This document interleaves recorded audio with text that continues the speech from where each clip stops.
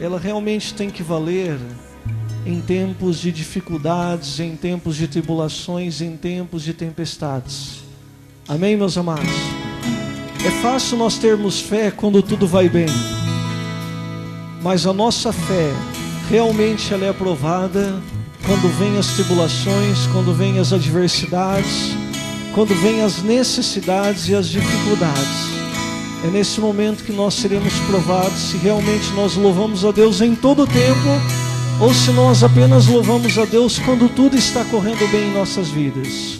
E você, quando é que você louva o nome do Senhor?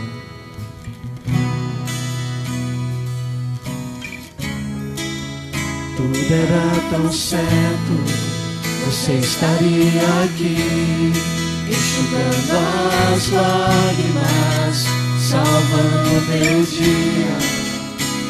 Mas novamente eu digo amém, e ainda chove entre raios e trovões, ouço a sua voz através da chuva. Eu sou contigo, sua misericórdia desce, levanta as mãos e louvo ao Senhor, que dá e tira. Louvarei na tempestade, levantarei minha voz, pois sei quem você é, não importa onde estiver.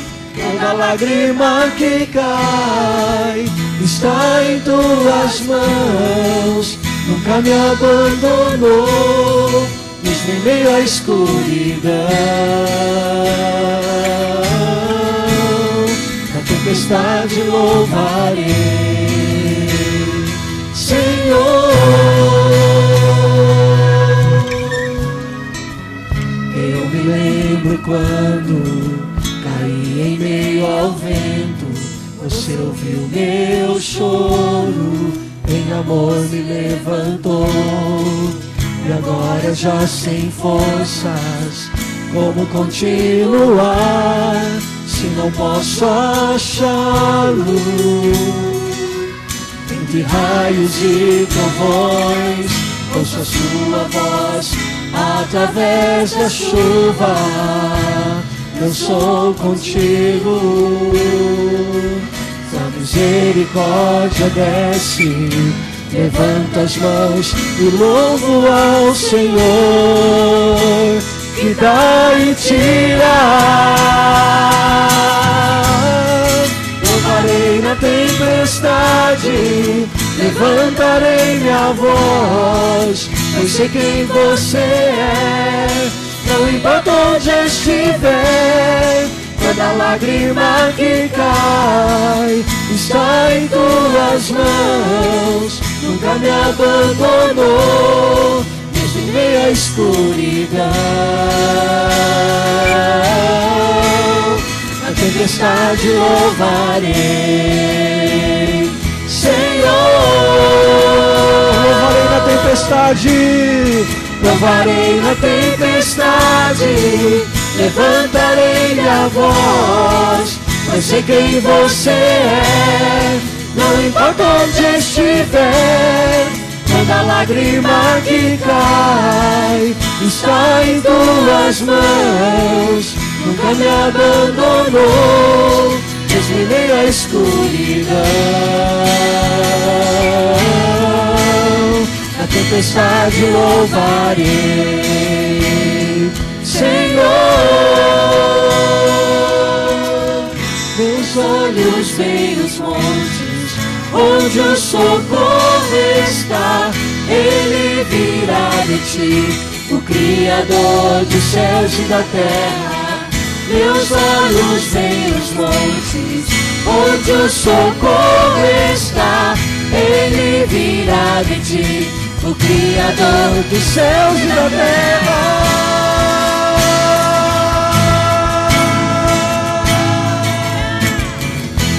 aleluia, Senhor.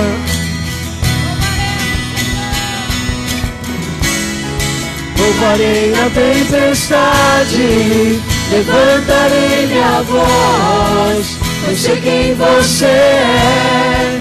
Não importa onde estiver, toda lágrima que cai está em tuas mãos. Nunca me abandonou, mesmo em meio à escuridão. Na tempestade louvarei, Senhor. Declare mais uma vez com fé. Louvarei na tempestade, levantarei minha voz, eu sei quem você é. Não importa onde estiver, toda lágrima que cai está em tuas mãos. Nunca me abandonou, mesmo em meio à escuridão. Na tempestade louvarei, Senhor. Oh, levante suas mãos. Declare: Senhor, Senhor, eu te adorarei. Eu te louvarei mesmo em meio às tempestades. Porque o Senhor é Senhor. O Senhor é Deus, independente das circunstâncias, independente das provas que eu passo. Eu te adoro em nome de Jesus, Senhor.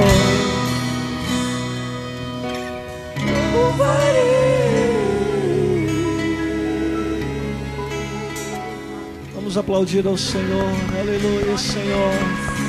Para sempre, sempre nós te louvaremos, ó Deus. Para sempre, sempre nós honraremos o teu nome, ó Pai querido. Aleluia, Senhor.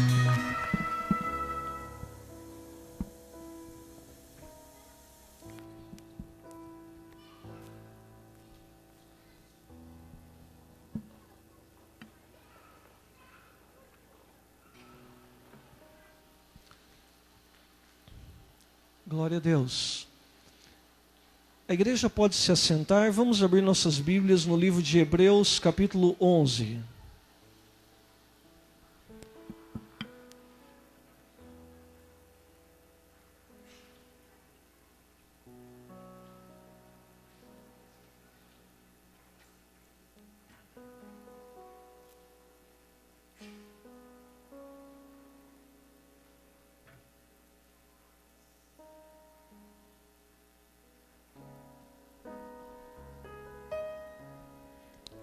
Hebreus capítulo 11, todos encontraram?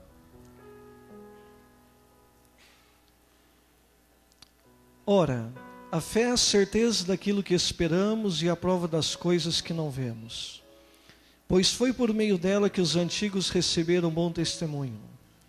Pela fé entendemos que o universo foi formado pela palavra de Deus, de modo que aquilo que se vê não foi feito do que é visível.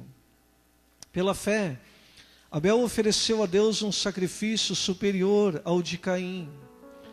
Pela fé, ele foi reconhecido como justo quando Deus aprovou as suas ofertas. Embora esteja morto, por meio da fé ainda fala.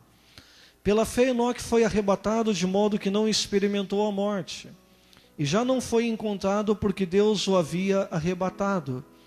Pois antes de ser arrebatado, recebeu o testemunho de que tinha agradado a Deus. Sem fé é impossível agradar a Deus, pois quem dele se aproxima precisa crer que ele existe e que recompensa aqueles que o buscam. Pela fé Noé, quando avisado a respeito de coisas que ainda não se viam, movido por santo temor, construiu uma arca para salvar a sua família. Por meio da fé ele condenou o mundo e tornou-se herdeiro da justiça que é segundo a fé. Pela fé Abraão, quando chamado, obedeceu e dirigiu-se a um lugar que mais tarde receberia como herança, embora não soubesse para onde estava indo. Pela fé peregrinou na terra prometida, como se estivesse em terra estranha. Viveu em tendas, bem como Isaque e Jacó, co-herdeiros da mesma promessa. Pois ele esperava a cidade que tem alicerces, cujo arquiteto e edificador é Deus.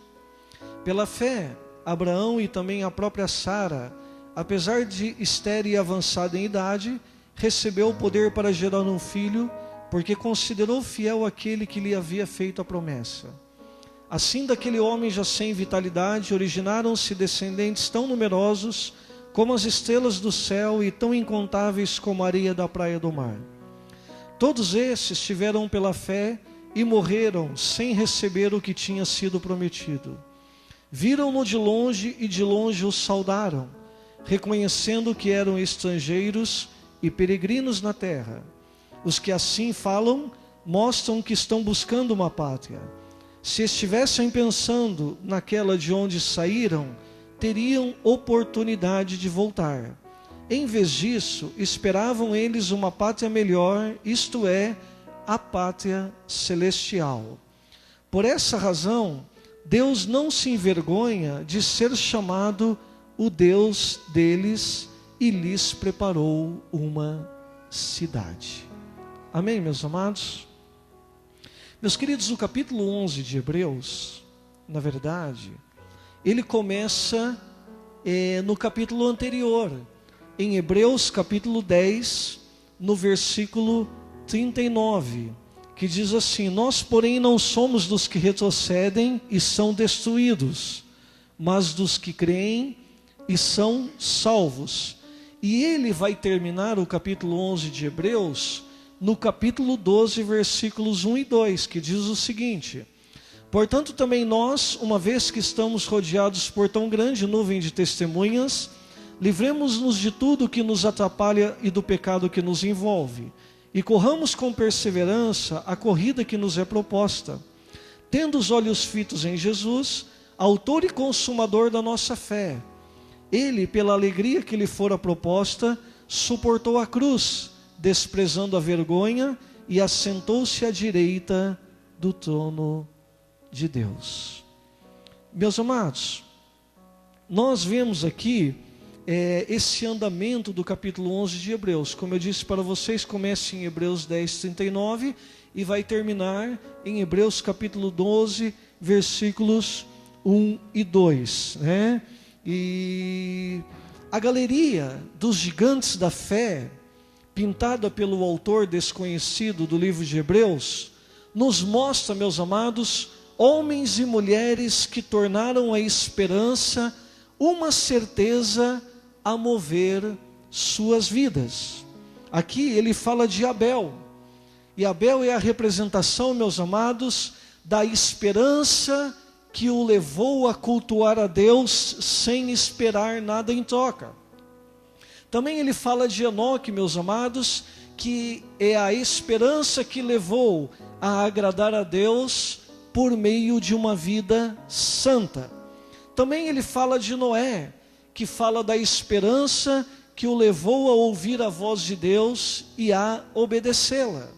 Também fala de Abraão, que é a esperança que o levou a confiar que o caminho que Deus lhe indicava era o melhor, embora ele não conhecesse o itinerário deste caminho.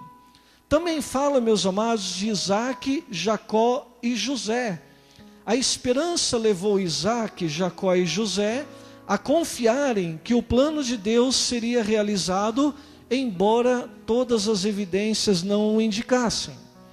Também o escritor de Hebreus fala de Moisés, que Moisés fala da esperança que levou Moisés a vencer o deserto e o mar como se fossem estradas pavimentadas. Também fala de Josué, que é a esperança que levou Josué a completar e a terminar a obra que Moisés começou. E ainda ele fala de Raabe. A esperança foi quem levou Raabe a ficar do lado certo e bom numa disputa militar, trazendo bênção para toda a sua descendência. Desde quando Deus vem se revelando, meus amados, a esperança tem levado homens e mulheres a viver no mundo indigno. Sim, o mundo não é digno das pessoas dignas, triunfando e perdendo aos olhos humanos, que muitas vezes julgam sempre pela aparência e na curta duração, comprometendo-se com a justiça, mesmo que os parâmetros sejam da desigualdade e da corrupção, vendo realizado a promessa que receberam, mesmo que apenas no interior de seus corações, superando dificuldades humanamente intransponíveis, tirando força da fraqueza, graças à renovação e à vinda do Espírito Santo, e sofrendo pela fé em Deus, o que os torna bem-aventurados, porque são felizes os que são perseguidos por seguirem a Jesus. Qual é então o segredo desses homens e dessas mulheres? Qual deve ser, meus amados, o nosso segredo na vida, para que nós sejamos aqueles que não retrocedem, para que nós sejamos aqueles que não serão destruídos, mas antes nós estejamos entre aqueles que creem, perseveram e serão salvos, afinal de contas. O que nós aprendemos com essas pessoas? Que o autor do livro de Hebreus aqui chama de grande nuvem de testemunhas. Ele termina o capítulo 11 e ele entra no capítulo 12 dizendo assim: visto que nós estamos rodeados por tão grande nuvem de testemunhas. Quem são essa nuvem de testemunhas? Essa nuvem de testemunhas, meus amados, é Deus, Jesus Cristo, o Espírito Santo, todos os anjos de Deus. Essas testemunhas também é o diabo e todos os seus demônios. E essas testemunhas também, meus amados, são exatamente esses heróis da fé, que já correram essa corrida e que servem de modelo e de exemplo para nós corrermos a mesma corrida. Eu quero compartilhar com vocês nessa noite a ministração que tem por título O Poder da Esperança. Vamos falar juntos, o poder da esperança. Meus amados, então, qual é o segredo dessas antigas testemunhas? Primeiro segredo das antigas testemunhas: eles entenderam que a vida é feita de coisas visíveis e de coisas invisíveis. Vou repetir. Eles entenderam que a vida é feita de coisas visíveis e de coisas invisíveis. Por exemplo, diz que Abel ofereceu uma oferta sem pensar no que ele perderia. O seu irmão trouxe uma oferta não especificada da terra. Ele, no entanto, como diz Gênesis capítulo 4, versículo 4, ele trouxe as partes gordas das primeiras crias do seu rebanho. Por isto, o Senhor aceitou com agrado Abel e a sua oferta. Notemos uma coisa aqui, meus amados.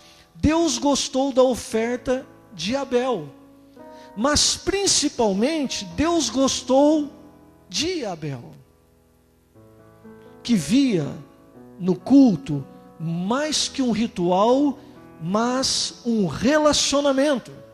Ele não via o culto como um ritual para agradar uma divindade. Ele via o culto como um ambiente para se ter relacionamento com Deus. Ele fez algo para agradar a Deus. E a Bíblia diz que ele agradou a Deus. Enoque, diz que Enoque andou com Deus e já não foi encontrado, pois Deus o havia arrebatado. Está lá em Gênesis capítulo 5, versículo 24. Ele andou com os seus contemporâneos, mas os seus olhos estavam fitos no Senhor, os seus olhos estavam em adorar ao Senhor, em viver para a glória do Senhor, em andar com o Senhor. E aí, meus amados, diz que Deus se agradou da maneira como Enoque viveu a sua vida aqui na terra, que diz que nem deixou que Enoque morresse. Deus o levou para si. Amém, meus amados? Também fala de Raabe, que viu naqueles estrangeiros os espias de Israel, os espiões de Israel, como emissários do Deus vivo, como de fato eles eram. E cooperou com eles, e cooperando com os espias, ela cooperou com o próprio Deus. Só ela viu aquilo. Por quê? Porque aquilo era invisível. Eles se tornaram gigantes, meus amados, porque não olharam apenas para a realidade iminente da vida deles, mas também eles olharam para a realidade transcendente que os inspirava a correr a corrida da fé. Eles entenderam que o universo foi formado pela palavra de Deus, de modo que aquilo que se vê não foi feito do que é visível. Por crerem assim, diz a palavra de Deus, eles não sucumbiram diante do peso da realidade. Quando nós cremos assim, meus amados, nós também não sucumbimos diante do peso da realidade. Por crerem assim, diz as Escrituras, eles saudaram o que ainda não tinham recebido. Quando nós cremos assim, nós saudamos o que ainda nós não recebemos. Quando cremos assim, nós não paramos. Quando cremos assim, nós não olhamos para trás. Quando cremos assim, nós não estagnamos. Quando cremos assim, nós não retrocedemos. Qual era o segundo segredo desses gigantes da fé, desses heróis da fé, meus amados? Eles sabiam que eles eram peregrinos em um mundo visível e que estavam caminhando para um mundo invisível. Vou repetir.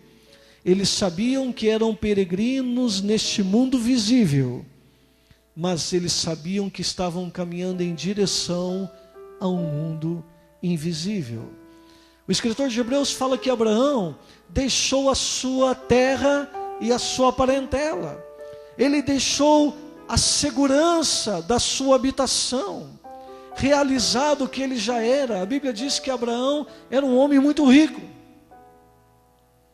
Era um homem que tinha muitas posses lá em Ur dos caldeus. E ele partiu, meus amados, para uma terra que ele não conhecia. Ele não sabia aonde essa terra ficava, ele não tinha noção do que havia naquela terra, ele não tinha a mínima ideia se era ao norte, se era ao sul, se era ao leste, se era ao oeste. Quando Deus falou para ele: Abraão, sai da tua terra e da tua parentela e vai para uma terra que eu te mostrarei. E o livro de Hebreus, aqui no capítulo 11, o autor diz assim: e Abraão partiu sem saber para onde ia.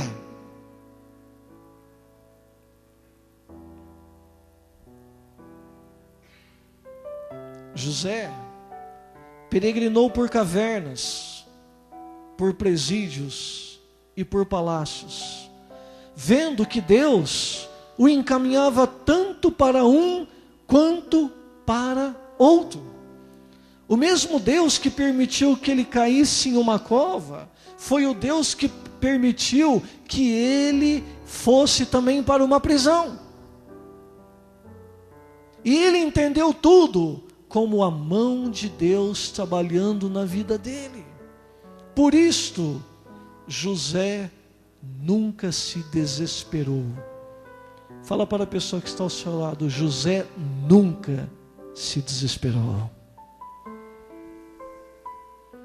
Moisés, meus amados, a palavra de Deus diz que ele andou em círculos pelo deserto, em direção ao mundo visível, a terra de Canaã. Que após 40 anos, andando em círculos pelo deserto, ele viu a terra de longe e o seu povo viu a terra de perto e entrou na terra e pisou na terra. Vejam só, meus amados, o texto aqui de Hebreus 11, do 13 ao 16. Todos estes viveram pela fé e morreram sem receber o que tinha sido prometido. Viram-no de longe e de longe o saudaram, reconhecendo que eram estrangeiros e peregrinos na terra. Os que assim falam mostram que estão buscando uma pátria. Se estivessem pensando naquela de onde saíram, teriam oportunidade de voltar. Em vez disso, esperavam eles uma pátria melhor, isto é, a pátria celestial. Por essa razão, Deus não se envergonha de ser chamado o Deus deles e lhes preparou uma cidade. Esses heróis da fé, esses gigantes da fé, meus amados, eles sabiam que eles eram apenas peregrinos neste mundo visível, mas na verdade toda a caminhada deles era em direção ao mundo invisível. Meus queridos, o terceiro segredo desses gigantes da fé, desses heróis da fé, meus amados, é que eles confiaram na voz que os chamava. Vou repetir. Eles confiaram na voz que os chamava. Aqui, o escritor de Hebreus diz que Noé ouviu uma informação absurda. O mundo seria destruído e Deus o convidava para preservar aqueles, incluindo Noé, que continuaram escrevendo a história da humanidade. Deus falou: Noé, faça uma arca, construa uma arca. Meus amados, não havia rios ali por perto, não havia mar ali por perto. E Deus fala para Noé: Noé, constrói uma arca, porque eu vou destruir a terra com água. Isso é um absurdo. Talvez ele olhou para os lados assim. Se alguns de nós, crentes dos dias de hoje, Deus fala uma coisa com a gente fica procurando razões para entender e até para obedecer a voz de Deus. Ah, será que foi Deus que falou mesmo? É um absurdo isso. Não pode ser. Não pode ser. Não, meus amados, a palavra de Deus diz que Noé ouviu Deus falar para ele: construa uma arca, porque eu vou destruir a terra com água. E diz que ele imediatamente começou a construir a arca. E, meus amados, a narrativa do Antigo Testamento diz que as pessoas zombavam dele enquanto ele obedecia a Deus. Muitos de nós não queremos sofrer zombarias por obedecer à voz de Deus. Muitos de nós hoje estamos achando que a voz de Deus para nós é um absurdo. É um absurdo Deus pedir para nós o que Ele está pedindo. É um absurdo Deus exigir de nós o que Ele está exigindo. E nós, meus amados, arrumamos justificativas mil. Desculpas grandes. Centenas, dezenas de desculpas para não obedecer à voz de Deus.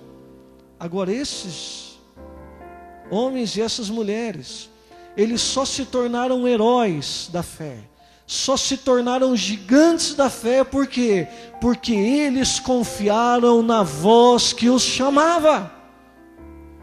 Ah, meus amados, Noé ouviu a informação: vai construir a arca. Diz que imediatamente ele foi e começou a cortar árvores, e começou a preparar a madeira, e começou a construir a arca, e todo mundo zombando dele, e zombando dele. Olha, meus amados, fala de Jacó também. Jacó se encontrou várias vezes com Deus, e onde todos viam homens, ele via anjos de Deus. Quando todos apenas sonhavam, ele sentia e sabia que Deus é quem estava orientando.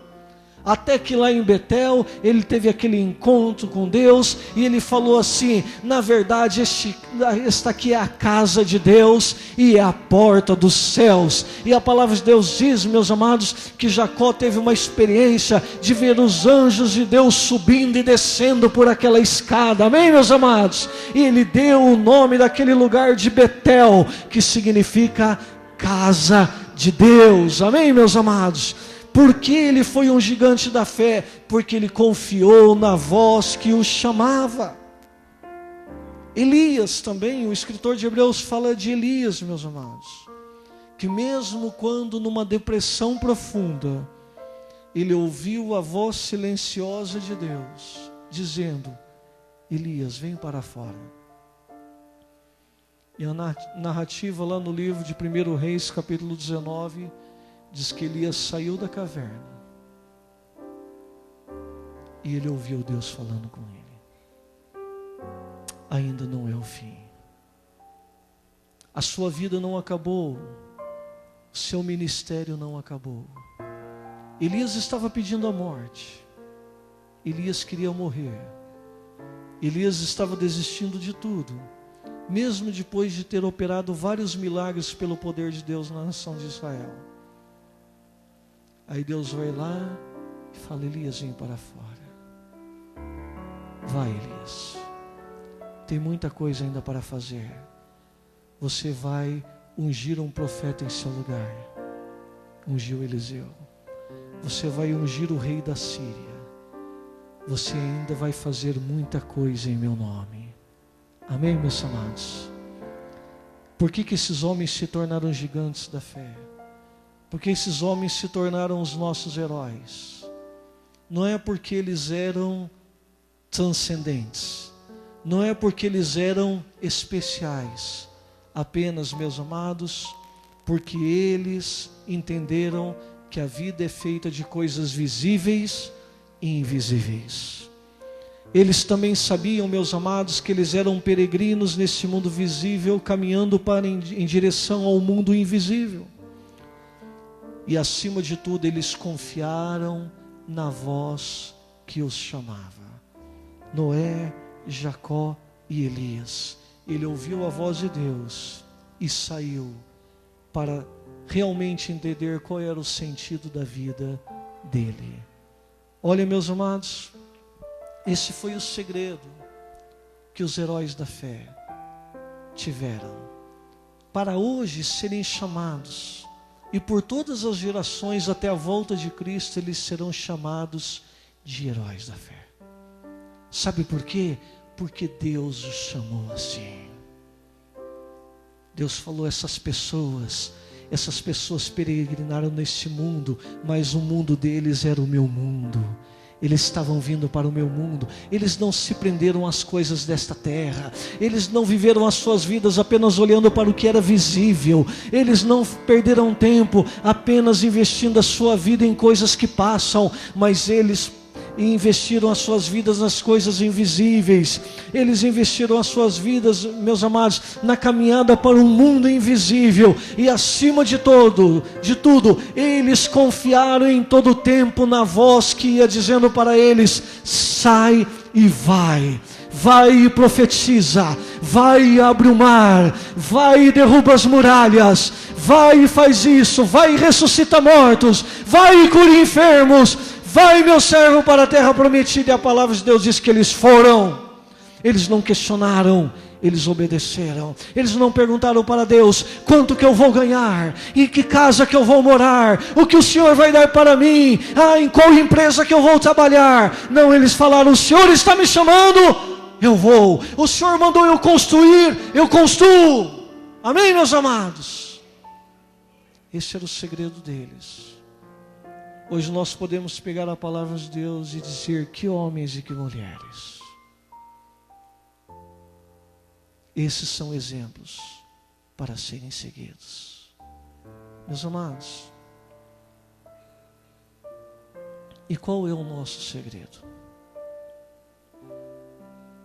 O que o poder da esperança pode fazer em nossas vidas? Esse foi o segredo dos gigantes do passado.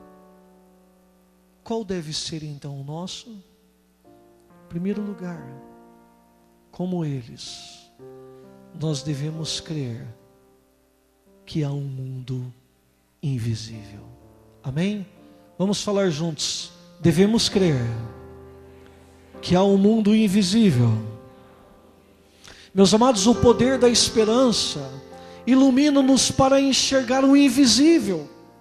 Uma vez que não precisamos de esperança para ver o que nós estamos vendo.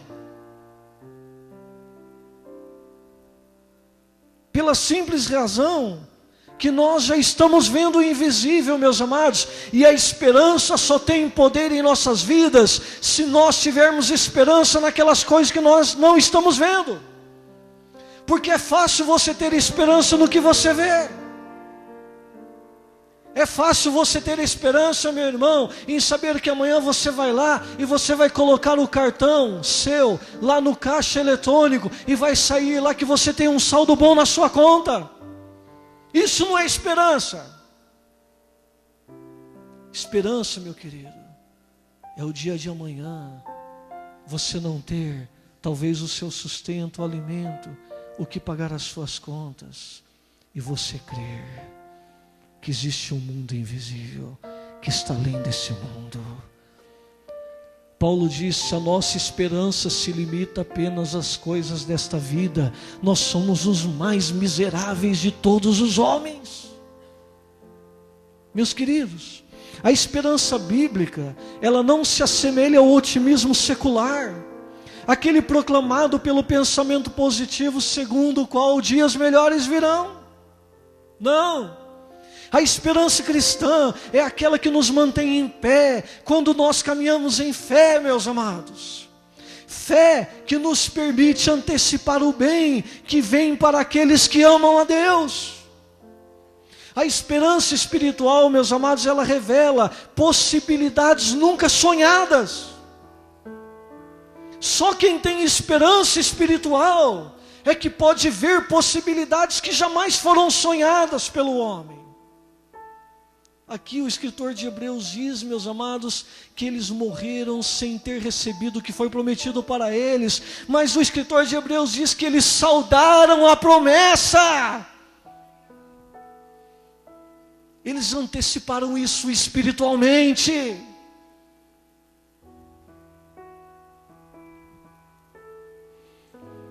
A esperança espiritual, meus amados, capacita-nos a entrar no santuário interior cheios de admiração e alegria por causa das promessas. Nós entramos na casa do Senhor, nós entramos no Santo dos Santos, através do sangue de Jesus, meus amados, antecipando em nossos corações a alegria das promessas que nos foram feitas, porque nós estamos caminhando para o mundo invisível, porque a nossa esperança não está nesta vida, porque a nossa esperança está lá neste mundo, está nos céus, da onde Cristo voltará para nos buscar.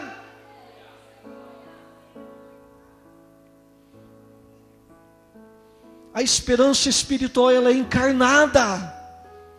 A esperança espiritual é viva, meus amados. É por isso que Pedro diz lá na sua epístola, 1 Pedro capítulo 1, versículo 3 ao 5, bendito seja o Deus e Pai de nosso Senhor Jesus Cristo, conforme a sua misericórdia, Ele nos regenerou para uma esperança viva, por meio da ressurreição de Jesus Cristo dentre os mortos, para uma herança que jamais poderá perecer, macular-se ou perder o seu valor. Herança guardada nos céus para vocês que mediante a fé são protegidos pelo poder de Deus até chegar à salvação prestes a ser revelada no último tempo.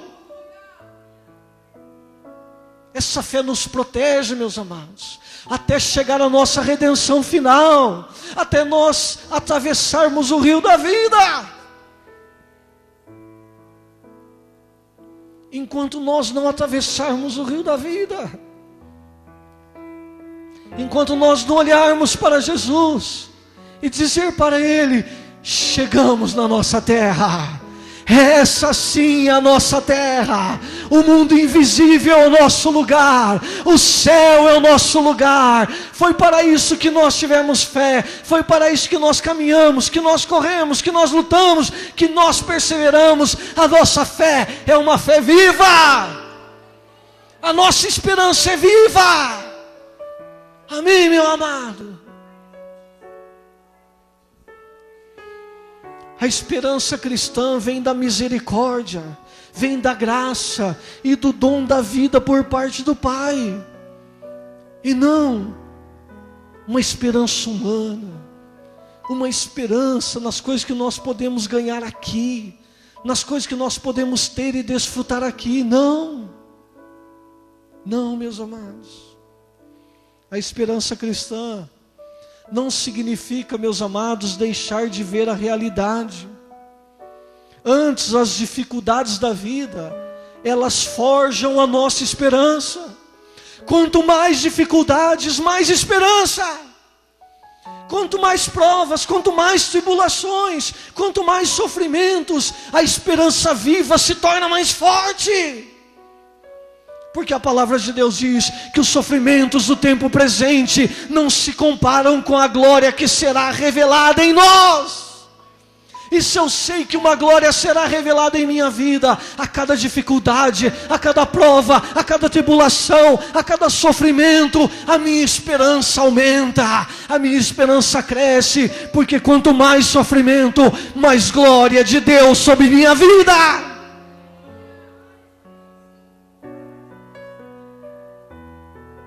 Na verdade, a esperança bíblica é realista e olha para as dificuldades com honestidade. Ela se fundamenta nas promessas de Deus, mesmo que contradigam a experiência presente. Eu estou tendo uma experiência difícil, mas as promessas de Deus são fiéis. Quem prometeu é fiel para cumprir. Amém, meus amados? Se Deus prometeu, Ele vai cumprir. Então as suas circunstâncias podem estar falando o contrário, mas as promessas de Deus diz: não, eu vou cumprir, eu sou fiel, você vai chegar lá, eu vou te levar até o porto final, você vai chegar à terra prometida. Olhe para o mundo invisível e você chegará lá. Olhe para esta terra, para esta vida, e você perderá o mundo invisível, e você perderá as coisas desta terra também. Esperar na Bíblia é esperar contra a esperança. Romanos 4,18 diz que Abraão creu contra a esperança. Não tinha esperança nenhuma, ele creu contra. Todo mundo dizia: não vai dar mais. Mas ele resolveu crer. Amém, meus amados? Nesse tempo, caminhamos pela fé e não pela vista. O apóstolo Paulo disse isso em 2 Coríntios capítulo 5, versículo 7. Nós caminhamos pela fé e não pela vista. Igreja, você tem caminhado pela fé ou pela sua vista? Qualquer coisa que sai do normal, você já se desespera. Qualquer coisa que sai fora dos trilhos, você já perde toda a esperança. Age como se não tivesse esperança. Age como se não tivesse um Deus que fez promessas. Age como se não tivesse o Espírito Santo que dá poder à palavra de Deus em nosso coração para vencermos as circunstâncias difíceis. Quantos de nós agimos assim? Basta algo sair fora do lugar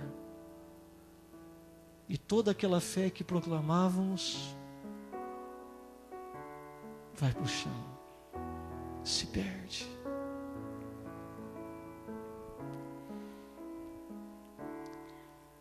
Segundo segredo que nós devemos ter, meus amados, esses foram os segredos das antigas testemunhas. Nosso primeiro segredo é: como eles, nós devemos crer que há um mundo invisível. O segundo, meus amados, é que como eles, nós devemos viver como peregrinos em direção a uma pátria melhor. Vou repetir: como eles, nós devemos viver como peregrinos em direção a uma pátria melhor. Meus amados, o nosso melhor futuro não está aqui.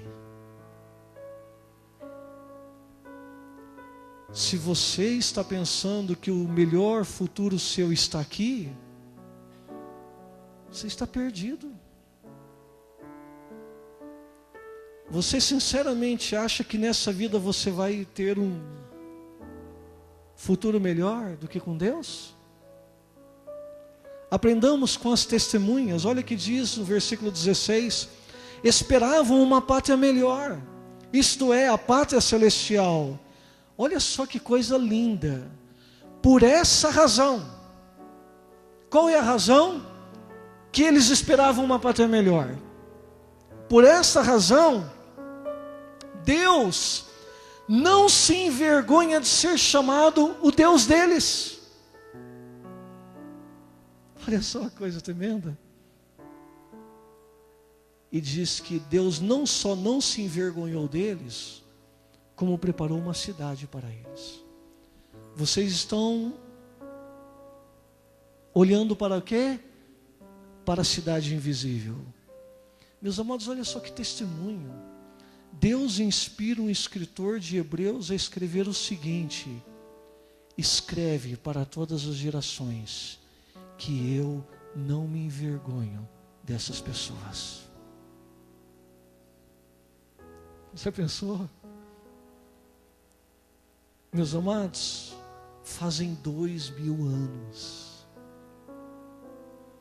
que todas as gerações estão lendo que Deus não se envergonha desse tipo de filho. Deus não se envergonha de quem está colocando os seus olhos no mundo invisível. Se Deus não se envergonha de quem está olhando para o mundo invisível, provavelmente Deus deve se envergonhar muito daqueles que estão só buscando as coisas dessa vida. O luxo, o conforto.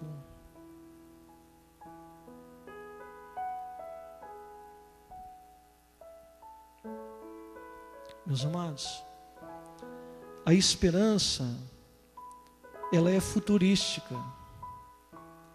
Não por acaso, 1/4 da Bíblia é ocupado com profecias acerca do futuro. Jesus nos diz que o Espírito Santo nos mostraria as coisas que vão acontecer, João 16:13. O cristão, meus amados, é um ser orientado pelo futuro e não orientado pelo passado. Deus, Ele não nos dá um futuro, Deus é quem nos dá um futuro e uma esperança, disse Jeremias, lá em Jeremias 29:11. Então, meus amados, é tempo de sonhar. A mudança verdadeira é possível. Nosso futuro como crentes não tem que se desenvolver a partir do que é presentemente possível, mas daquilo que é possível para Deus. A esperança cristã, meus amados, ela é essencialmente criativa, pois ela espera coisas novas. Deus disse lá em Isaías 42, eu faço nova as coisas. Amém, meus amados? Não vos lembrei das coisas passadas e nem considereis as antigas. Eis que eu faço uma coisa nova. Deus é um Deus de coisas novas, meus amados. Deus quer nos surpreender a cada dia com coisas novas. E muitas vezes nós estamos vivendo na mesmice. Nós estamos vivendo nas mesmas coisas. E não queremos crer nesse mundo invisível, nesse futuro melhor. Nesse Deus que quer fazer novas coisas em nossas vidas. Meu irmão, há quanto tempo você não experimenta uma graça nova de Deus sobre você? Meu irmão, há quanto tempo você não é tomado pelo poder de Deus? Quanto tempo faz, meu irmão, que você não ouve Deus falar para você? Ou talvez Deus esteja até falando e você não está dando ouvido ao Senhor. Quanto tempo? Quanto tempo que não tem uma coisa nova espiritual na sua vida? Quanto tempo? Afinal, é Deus quem dá vida aos mortos e traz à existência as coisas que ainda não existem. Paulo disse isso em Romanos capítulo 4, versículo 17. A esperança, meus amados, ela é otimista no melhor sentido, pois ela nos abre para realidades e experiências autenticamente novas, libertando-nos do desespero e nos inspirando ao amor e à missão. Somente a esperança pode nos inspirar ao amor e à missão. Se nós já perdemos a esperança, se nós já ficamos estagnados, se nós já nem sonhamos mais, aí fica difícil. E o terceiro, meus amados, segredo que devemos ter é que nós devemos ter os olhos fitos em Jesus. Hebreus capítulo 12, versículo 1 e 2 diz assim: portanto também nós, olha só, portanto também nós. Ele termina de narrar essa história linda desses gigantes da fé, desses homens e mulheres, meus amados, que a Bíblia diz que Deus não se envergonha deles. Numa outra parte aqui diz assim: homens dos quais o mundo não era digno. Já pensou nisso? Você viver num mundo em que Deus dá um testemunho que esse mundo não merece você vivendo nele, que esse mundo não é digno de desfrutar da sua presença. Isso é Deus quem está dando testemunho deles, meus amados. Não é parente deles, não. Não é pai, não é mãe, não é irmão, não é filho, não é tio. Não é. É Deus quem está dizendo assim: homens dos quais o mundo não era digno. Homens que eu não me envergonho, quando eles dizem assim: o meu Deus é o Deus de Israel. Já pensou, meus amados, Deus falando isso dessas pessoas? O que será que Deus fala de você? O que será que Deus pensa de nós? O que será que Deus pensa da vida que nós estamos vivendo? Da vida que nós estamos levando? Se Deus pudesse dar um testemunho hoje sobre nós, qual testemunho Ele daria? Nós devemos ter os olhos fitos em Jesus. Portanto, também nós, uma vez que estamos rodeados por tão grande nuvem de testemunhas, olha só, livremo-nos de tudo que nos atrapalha. Quais são as coisas, meu irmão e minha irmã, que estão te atrapalhando? Quais são as coisas que estão desviando a sua atenção de Jesus? Quais são as coisas que estão te distraindo na sua caminhada, na sua corrida? Livremo-nos de tudo que nos atrapalha e do pecado que nos envolve. Quais são os pecados que estão te envolvendo, meu irmão e minha irmã? Será que esses pecados que estão te envolvendo levariam Deus a dizer que não se envergonha de você chamá-lo de seu Deus? Corramos com perseverança. Correr com perseverança é correr sempre. Meus amados, correr com perseverança não é dar uma corrida de 100 metros e depois andar 10 quilômetros. Correr com perseverança, meus amados, não é fazer 50 minutos de esteira e depois dormir o resto da semana. Correr com perseverança é correr sempre no mesmo ritmo. Sempre correndo, correndo, correndo, correndo e perseverando na corrida. Perseverando, perseverando, perseverando, perseverando, perseverando. Portanto, corramos a carreira que nos está proposta, olhando firmemente para quem? Para o autor e consumador da nossa fé, que em troca da alegria que lhe estava proposta, suportou a vergonha e o desprezo. Você suportaria a vergonha e o desprezo em troca da alegria que está te esperando? Ou quando você percebe que você vai ser desprezado, você já para de correr, você já se distrai, você já se embaraça com as coisas dessa vida e vai se perdendo, na sua vida espiritual, na sua vida pessoal, na sua missão. Não podemos nos esquecer daqueles que não retrocederam. Amém, meus amados? Amém? Não podemos nos esquecer. A Bíblia diz, eles não voltaram atrás. Diz que eles foram mortos ao fio da espada. Diz que eles foram queimados. Diz que eles foram, meus amados, cortados ao meio, cerrados ao meio. Como Paulo e Tiago, que foram degolados. Olha, meus amados, é gente que correu como João Batista e perdeu a cabeça, mas continuou correndo até o fim, até o fim. E você, meu amado, não se esqueça daqueles que não retrocederam. Nós não podemos nos embaraçar com o pecado que pretende nos envolver.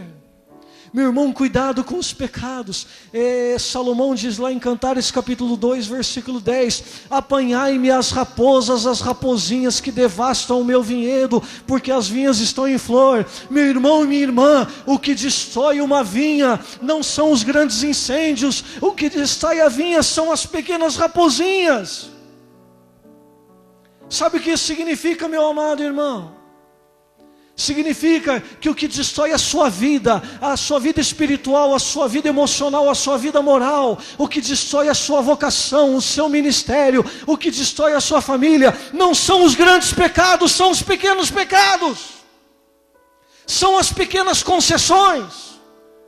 São os pequenos, não tem nada a ver. Isso não tem importância. Salomão diz, tome cuidado. Porque uma mosca morta faz exalar mau cheiro o perfume do perfumista. O perfume, meu irmão, pode ser maravilhoso, mas se uma mosca morta cair nele, fede tudo.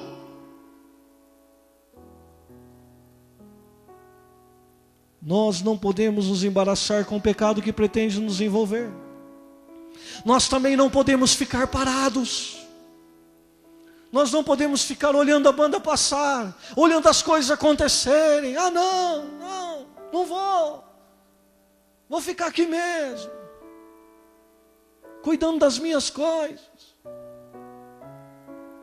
Olha, meus amados, no encontro CEPAL, no último dia, na última noite, um pastor colombiano, nasceu nas montanhas da Colômbia e nunca saiu das montanhas. Saiu para vir no encontro da CEPAL ministrar para os pastores ali. As Farc lá, meus amados, matam pastores. Existem inúmeras viúvas de pastores lá nas montanhas. E ele dá o testemunho dele, meus amados, que ele sai para pregar o evangelho, ele sai para visitar os membros da igreja, e ele beija os filhos dele e a esposa dele, e ele não sabe se ele vai voltar. Há 16 anos no ministério, ele nunca tirou férias.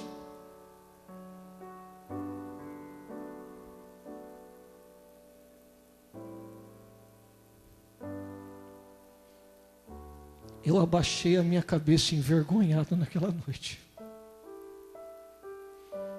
Quão miserável eu sou.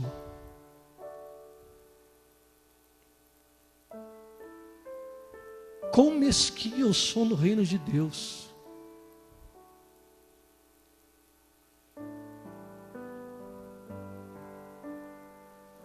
Enquanto tem homens, meus amados, como esse pastor, que o mundo não é digno dele.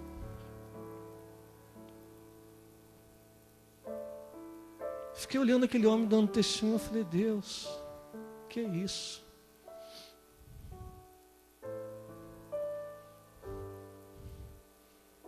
Como a tua igreja aqui no Brasil está, Senhor. Misericórdia. Queremos ter direitos, queremos conforto, queremos tudo do bom e do melhor.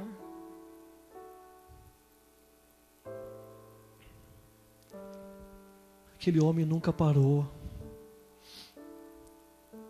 Diz que ligaram para ele: o senhor precisa vir 4 horas da manhã aqui na minha casa.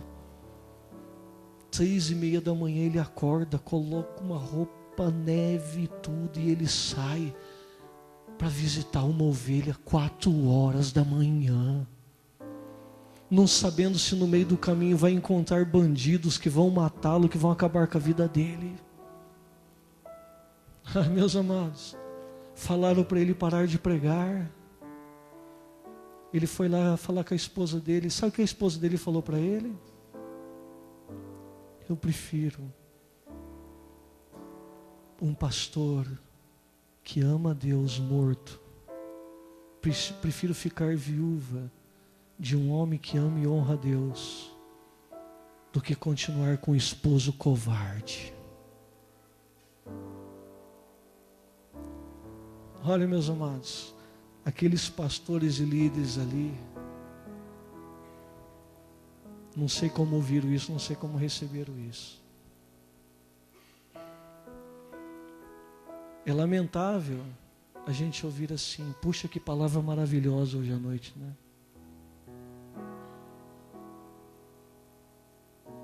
Quando a gente precisava ver cada um de nós prostrados pedindo a misericórdia de Deus sobre nossas vidas, de tão egoístas e mesquinhos que nós somos no reino de Deus. Não podemos tirar os olhos de Jesus. Nós devemos nos lembrar dos que venceram antes de nós pela promessa. Nós devemos nos livrar das amarras do pecado e seguir em diante para o que de melhor Deus tem para nós. Meus amados, tem cristãos enredados pelo pecado e se achando felizes da vida. Tem cristãos vivendo vida embaraçada e está se achando muito feliz, achando que está tudo bem. Nós devemos suportar a tristeza pela alegria que nos é proposta. Nós devemos desprezar, meus amados, o desprezo que dão para a cruz. A cruz continua sendo uma vergonha para quem não crê, mas para nós que cremos, meus amados, é a mensagem de salvação. E nós amamos a mensagem da cruz. Amém, meus amados? Nós devemos olhar para o trono de Deus, que julga com justiça, porque um dia nós estaremos diante dele.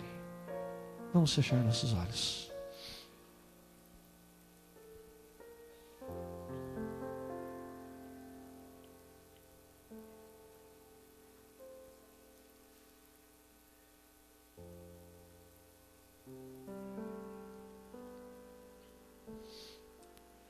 Qual é o poder da esperança na sua vida?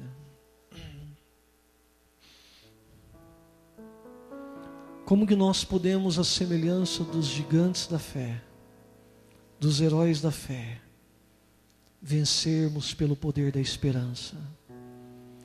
Nós só venceremos, meus amados, pelo poder da esperança quando nós crermos, à semelhança deles, que há um mundo invisível. Enquanto nós estivermos apenas olhando para esta vida, correndo atrás das coisas desta vida, meus amados, nós vamos sofrer muito. Meus amados, nós também venceremos pelo poder da esperança, a semelhança dos gigantes da fé, quando nós vivermos como peregrinos, não como cidadãos deste mundo, mas como peregrinos, e estamos indo para uma pátria melhor. E a semelhança deles, nós devemos ter os nossos olhos fitos em Jesus. O apóstolo Paulo diz: mantenha viva a sua esperança. Que o Deus da esperança encha você de toda alegria e paz, por sua confiança nele, para que você transborde de esperança pelo poder do Espírito Santo. Que você possa transbordar de esperança pelo poder do Espírito Santo. que você não se esqueça daqueles que não retrocederam. Que vocês não se embaraçem com os pecados que estão envolvendo a vida de vocês. Que vocês não fiquem parados e estagnados. Que vocês não tirem os olhos de Jesus. Que todos os dias vocês possam se lembrar daqueles que venceram antes de vocês pela promessa. Que vocês possam, que nós possamos suportar a tristeza pela alegria que nos é proposta. Que nós possamos desprezar o desprezo da cruz. E que nós olhemos sempre para o trono de Deus, mantendo viva a esperança. Em nome de Jesus, amém, Senhor. Amém. Vamos colocar em pé, meus amados, e vamos adorar o nome do Senhor Jesus.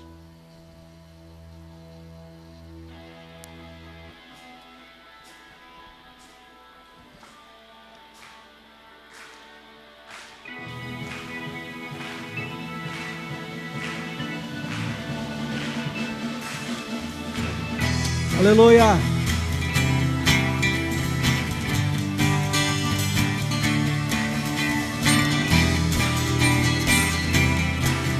Vamos declarar que o nosso Deus é o grande Deus. Sua voz é a voz que comanda o universo. Tua voz é a voz que comanda tudo que há em mim, o que há em mim. Tua voz é a voz que comanda o universo. Tua voz é a voz que comanda tudo que há em mim, o que há em mim. Aleluia, grande Deus. Grande Deus, Santo Deus, te louvo com amor.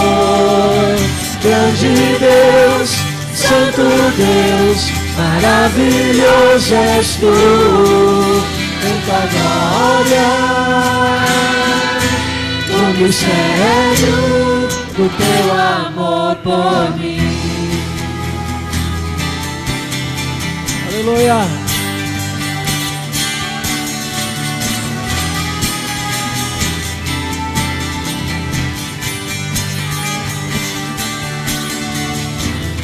Teus braços criaram o que há na terra e nos céus.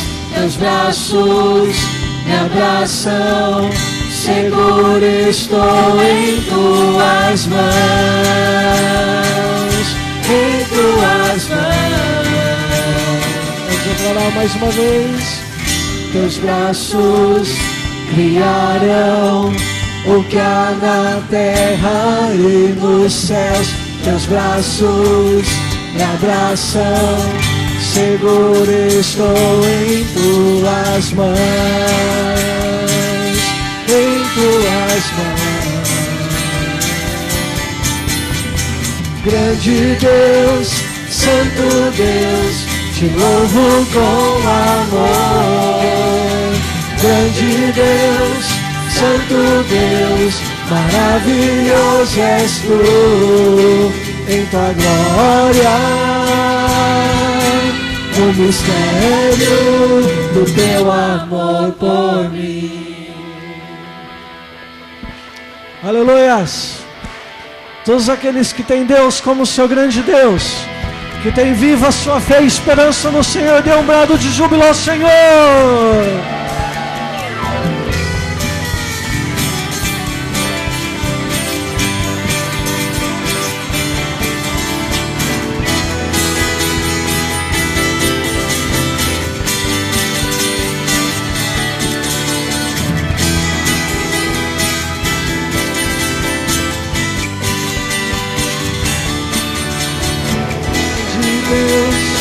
Santo Deus, te louvo com amor. Grande Deus, Santo Deus, maravilhoso és tu. Grande Deus, Santo Deus, te louvo com amor. Grande Deus, Santo Deus, maravilhoso és tu. Em tua glória, no mistério, em tua glória, no mistério, em tua glória, no mistério do teu amor por mim. Aleluia! Louvamos a Ti, Senhor.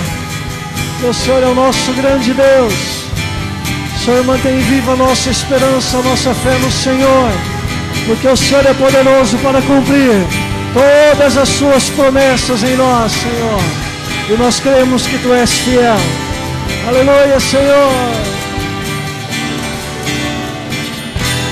Vamos aplaudir ao Senhor, Deus de promessas, o Deus fiel.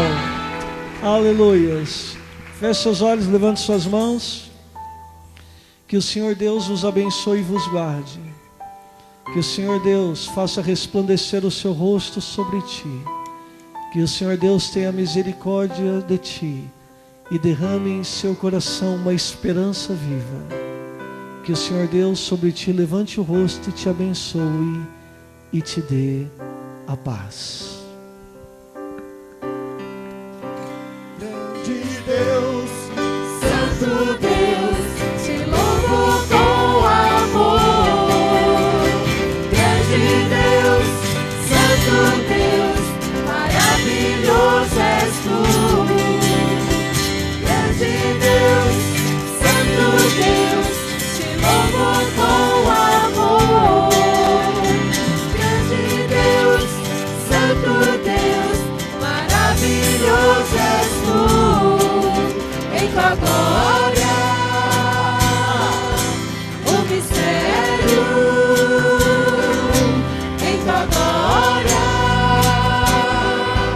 o mistério. Em tua glória,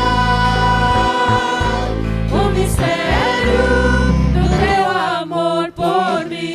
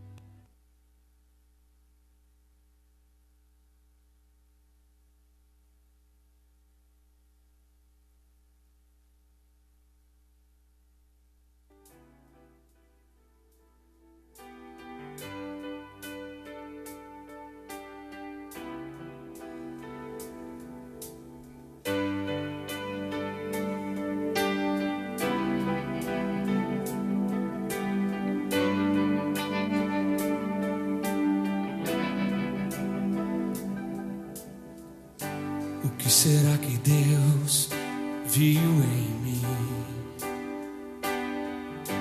O que será que eu fiz para merecer seu amor, seu perdão, seu cuidado?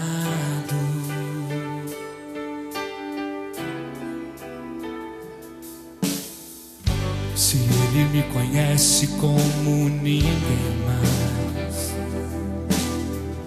se Ele sabe tanto quem eu sou, como pôde me amar assim? O que foi que Ele viu em mim? Ele viu o sangue do seu Filho amado. Ele viu o sacrifício dele pelo meu pecado. Ele viu suas mãos ele viu os cravos, ele viu as lágrimas que Jesus chorou, ele viu o inocente morrendo pelo pecador, ele viu os meus segredos, ele viu meu coração e me amou. Mesmo assim, foi isso que o meu Deus viu quando ele olhou pra mim. Aleluia.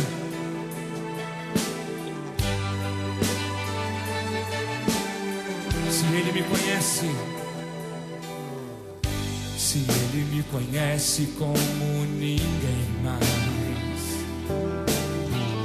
se ele sabe tanto quem eu sou, como pôde me amar assim? O que foi que ele viu em mim? Ele viu o sangue do seu filho amado, ele viu o sacrifício dele pelo meu pecado, ele viu suas feridas, ele viu as suas mãos, ele viu os cravos, ele viu as lágrimas que Jesus chorou, ele viu o inocente morrendo pelo pecador,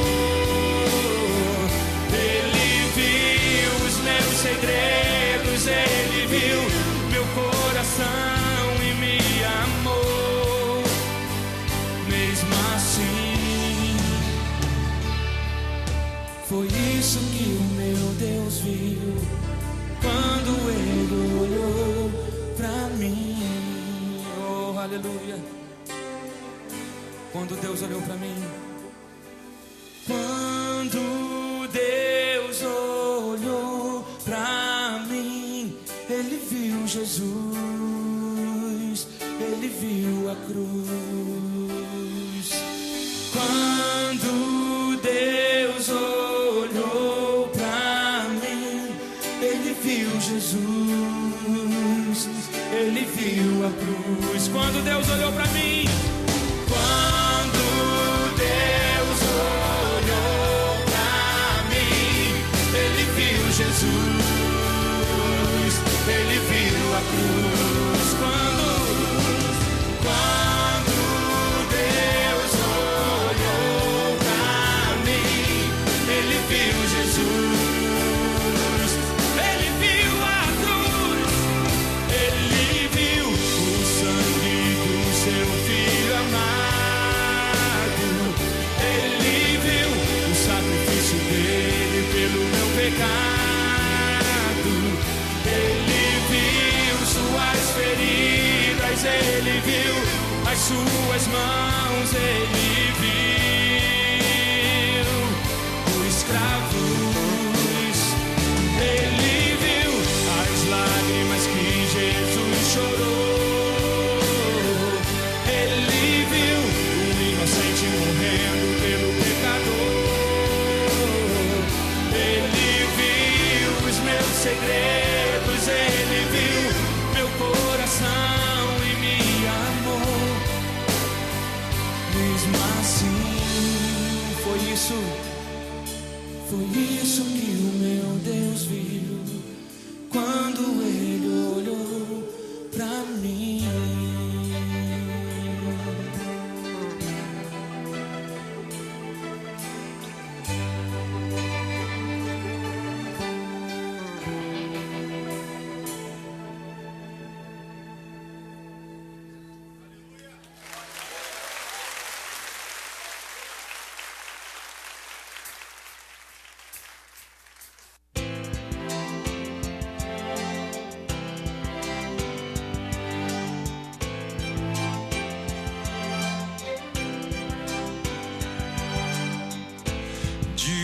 disseste que nunca me deixaria.